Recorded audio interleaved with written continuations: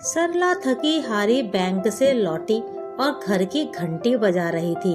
2 बार बजाने के बाद भी दरवाजा नहीं खुला तो उसे लगा आज बाहर ही ना रहना पड़े। तीसरी बार में जाकर कहीं दरवाजा धड़ाम से खुला और उनकी इकलौती बेटी स्नेहा ने यूं घूर कर देखा जैसे उन्होंने कोई गलती कर दी हो। सोफे पर बैठते हुए वह बोली, पानी ला दो स्नेहा, मैं आपकी नौकरानी नहीं। दरवाजा खोलने के कारण वैसे भी मुझे अपना काम बीच में छोड़ना पड़ा है। मैं और समय बर्बाद नहीं कर सकती। यह बोलते हुए उनकी 18 वर्षीय बेटी अपने कमरे में चली गई। सरला के मन में आया कि एक थप्पड़ खींच कर दे, मगर घर आते ही वह कोई बवाल नहीं चाहती थी, तो बिना कुछ बोले थोड़ी देर सोफे पर ही आंखें बंद कर बैठी रही और सोचने लगी, क्या लड़की है, अपनी थकी माँ को पानी देना उसे नौकरानी बनना लगता है।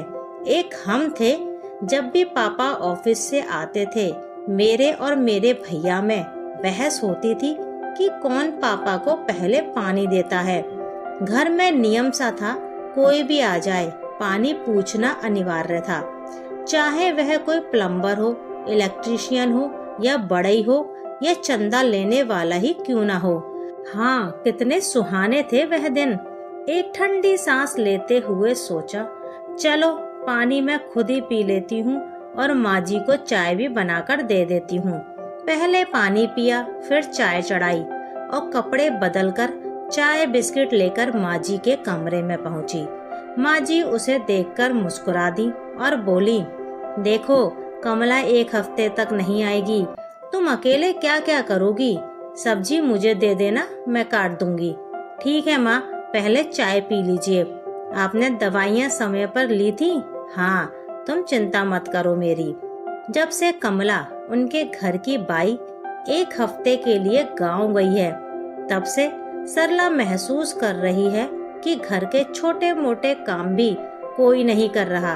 घर तभी घर होता है जब सदस्यों में प्रेम व समर्पण की भावना हो, एक दूसरे की परवाह, ख्याल व चिंता हो, जहाँ मैं तुम्हारा नौकर या नौकरानी वाली बात ना हो। दूसरे दिन सुबह जल्दी उठकर सरला ने सारे काम कर दिए।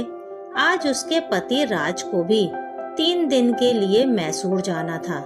सुबह की फ्लाइट से वह निकल गए। फिर उसे ध्यान आया कि स्नेहा अभी तक कॉलेज नहीं गई। क्या कर रही हो स्नेहा? कॉलेज के लिए देर नहीं हो रही क्या? ओ माँ, मेरा सफेद कुर्ता नहीं मिल रहा, आज वही पहनकर जाना है। कॉलेज में नुक्कड़ नाटक है, मैंने उसमें भाग लिया है। यही ड्रेस कोड है, सफेद कुर्ता व ब्लू जीन्स। प्लीज ढूंढ दो ना माँ, देखो मैं तुम्हारी नौकरानी नहीं, सरला ने बोला। फिर धीरे से स्नेहा को गले लगाते हुए कहा, मैं तुम्हारी माँ हूँ और तुमसे बहुत प्यार करती हूँ।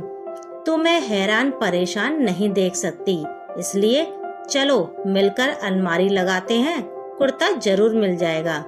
थोड़ी देर में ही कुर्ता हाथ में था। सरला ने कुर्ता प्रेस करके स्नेहा को दिया तो वह काफी लज्जित महसूस कर रही थी। फिर सरला ऑफिस और स्नेहा कॉलेज निकल गई।